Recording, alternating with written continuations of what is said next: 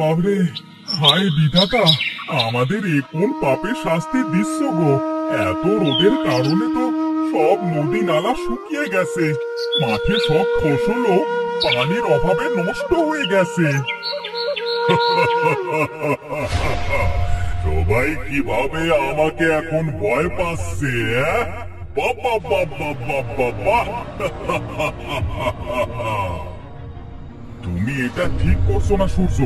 তোমার তাপে সকল নদী নালা শুকিয়ে গেছে, গাছগুলা পানির অভাবে মারা গেছে, সবার অনেক কষ্ট হচ্ছে। তুমি তোমার তাপ কমিয়ে দাও। আমি কেন তোর কথা শুনতে যাব শুনি? আমি এই আকাশের রাজা, আমি যা চাইবো তাই হবে।